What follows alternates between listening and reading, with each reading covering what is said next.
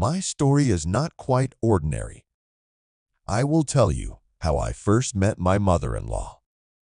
My wife Sarah and I live in another city, and somehow we didn't have the opportunity to meet her relatives. New Year's Eve was approaching, and Sarah suggested we invite her mom to visit. To be honest, I wasn't thrilled with the idea. I'm not a fan of hosting, fussing, and shopping. But Sarah insisted. She said it was time for us to get together since we'd been married for a year and I'd never met her mom. I really never had the chance to meet her. I was constantly busy working and traveling, and it was hard to carve out any free time. I couldn't even remember the last time I took a vacation. So I agreed to spend New Year's Eve with my mother-in-law. Sarah was thrilled, clapping her hands and kissing me on both cheeks. If only she knew how the holiday would end. But we'll get to that later. I didn't think much about my mother-in-law at all. I only knew that she had been divorced for a long time. Her personal life didn't interest me. I had a great relationship with Sarah. I had no complaints. She was a good hostess, and everything was fine in the bedroom. My friends often envied me, saying I was lucky to have such a wonderful wife. If they only knew how lucky I was to have a mother-in-law. But I won't get ahead of myself. All in good time. As the holiday approached, Sarah was busy preparing for her mother's arrival. She mentioned that her mom didn't like to cook and that they always had a housekeeper when she was growing up. I was a little surprised. I come from a simple family, no housekeepers, no luxuries. I was curious to know what kind of person my mother-in-law was, but honestly, in the pre-holiday hustle and bustle, I'd almost forgotten about her. I didn't have time to help Sarah with shopping or holiday preparations. Sarah spent all day in the kitchen, striving to make everything perfect.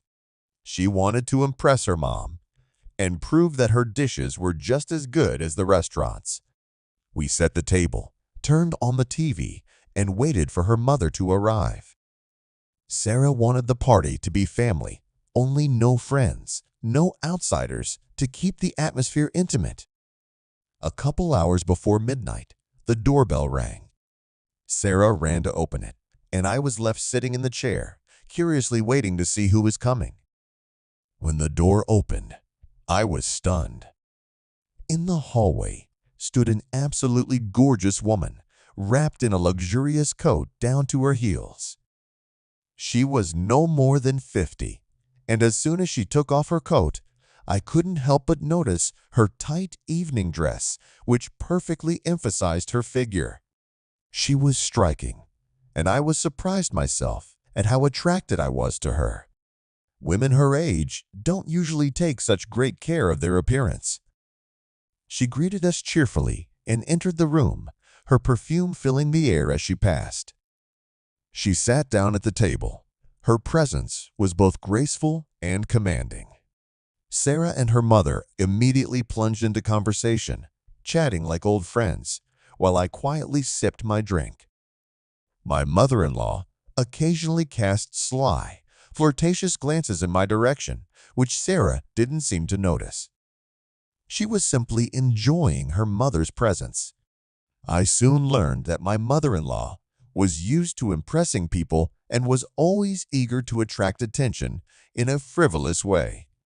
As the evening wore on and close to midnight, we all had a little too much to drink. Eventually, Sarah went into the kitchen to clean up, leaving my mother-in-law and me alone in the living room. I stared at her, unable to look away. She must have sensed my gaze because she turned to me with a knowing smile. "Why are you looking at me like that, David?" she asked in a playful voice. She asked, her voice playful. I tried to brush it off, but I couldn't deny that I felt an unexpected attraction to her. I never thought I could be interested in someone older, but there was something about her confidence, elegance. Before I knew it, there was a palpable tension between us. It all happened so quickly. One moment, we were just sitting there, and the next, we were enveloped by something much stronger than each of us. Afterward, we both sat there in shock at what had just happened. My mother-in-law looked as stunned as I was, but a sense of satisfaction was read in her eyes. We awkwardly separated, each to his own room, trying not to wake Sarah. I didn't even bother to take a shower, just sank into bed at a breakneck speed of thought. The next morning, we all gathered for breakfast, pretending nothing had happened. My mother-in-law was an expert at making appearances, smiling and chatting with Sarah as if everything was perfectly fine. Sarah was in high spirits, completely unaware of the secret now kept between her mother and me. We spent the rest of the day together, Sarah enjoying her mother's presence and my mother-in-law and I carefully avoiding each other's gaze. We watched movies and ate cake, and only occasionally did I catch my mother-in-law's sly glance from across the room.